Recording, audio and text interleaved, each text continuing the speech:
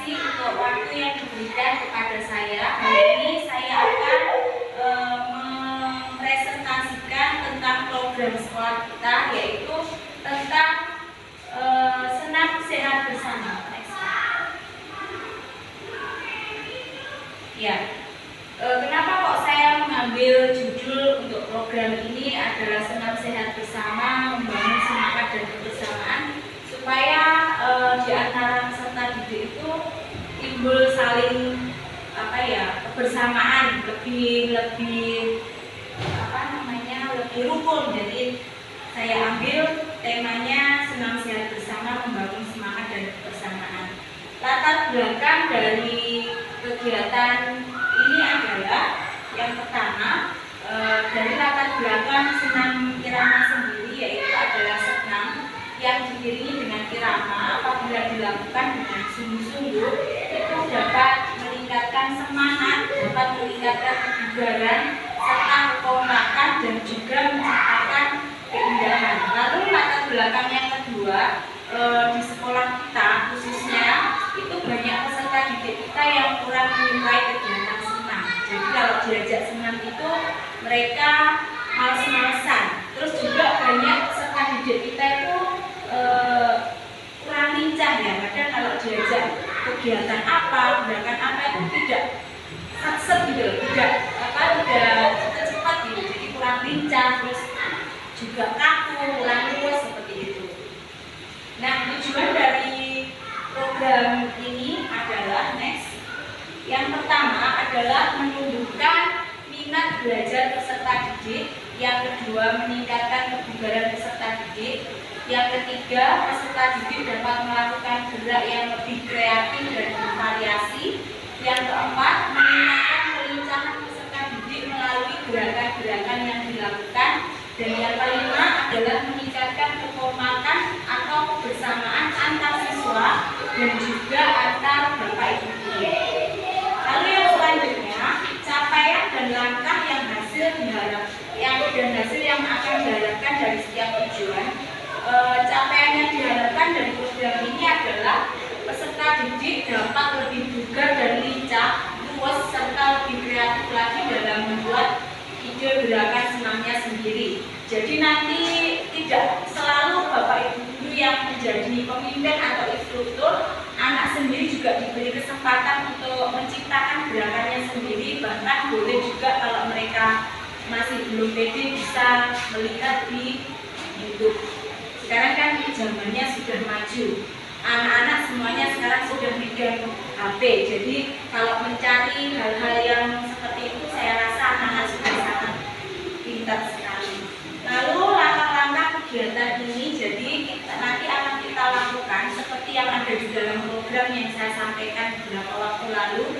Langkah-langkahnya kita akan laksanakan program ini di awal semester 2 dan akan kita lakukan setiap 2 minggu sekali. Jadi seluruh anak-anak dan seluruh bapak ibu guru yang akan melakukan kegiatan ini.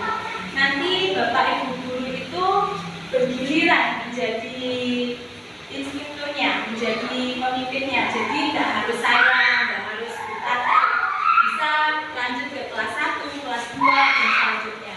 Dan bapak ibu guru yang saat itu tidak mendapatkan tugas memimpin itu bisa berdiri di depan barisan anaknya kelas masing-masing supaya bisa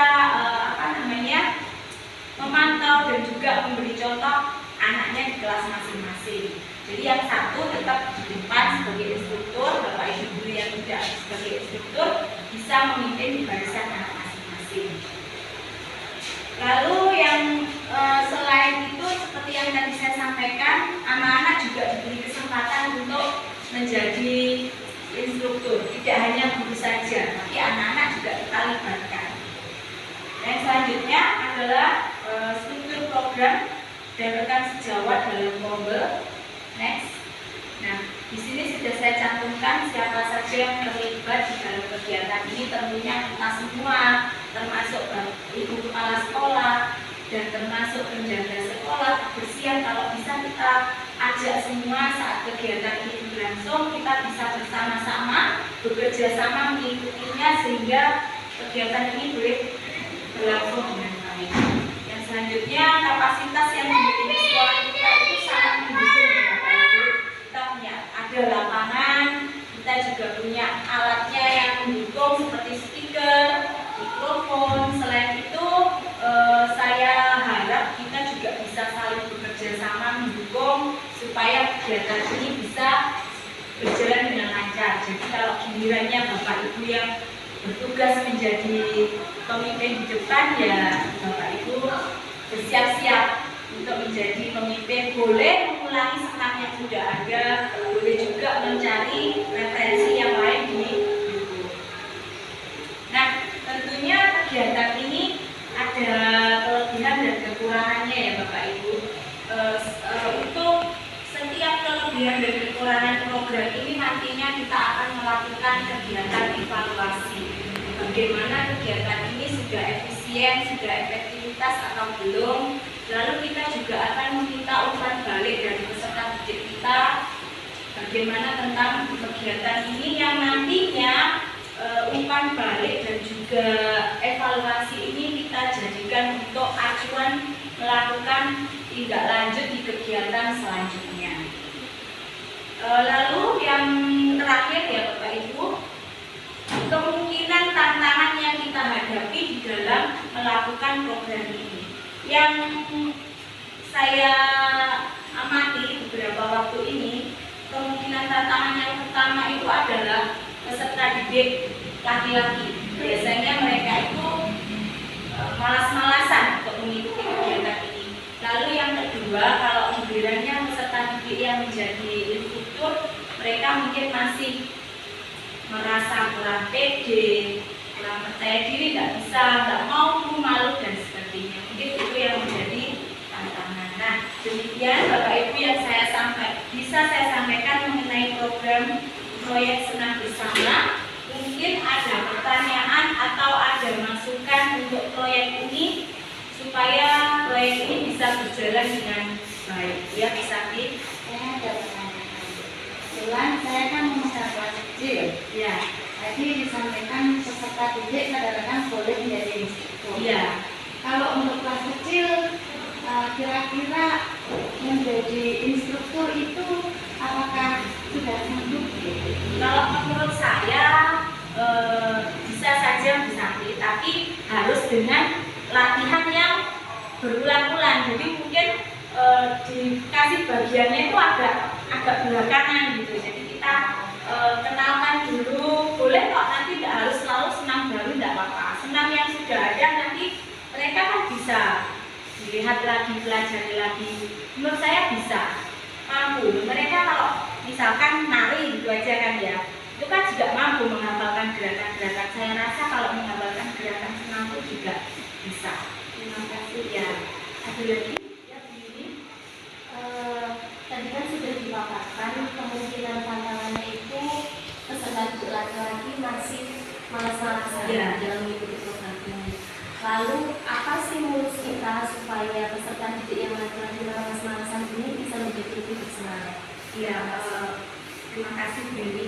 Kalau menurut saya harusnya kegiatan ini harus berkelanjutan ya, supaya anak-anak itu juga lebih semangat. Misalkan kita buat seperti lomba antar kelas, lomba senam antar kelas, lalu kita berikan reward, kita berikan hadiah supaya mereka itu lebih semangat, lebih tertarik lagi, supaya kegiatan ini tidak berhenti begitu saja. Sudah kegiatan rutin setiap 2 minggu sekali sudah tidak, tetapi bisa kita lanjutkan di acara kegiatan lomba-lomba.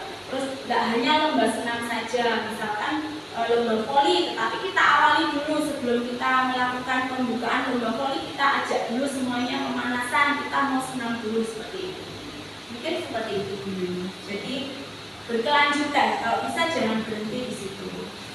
Kita harus buat apa ya yang ide-ide baru supaya anak itu lebih semangat. Jadi salah satu stimulusnya dengan memberikan berikan reward. Terima kasih. Ya, terima kasih. Ya, tadi. Iya. Jadi tadi salah satunya untuk meningkatkan kebugaran. Ya.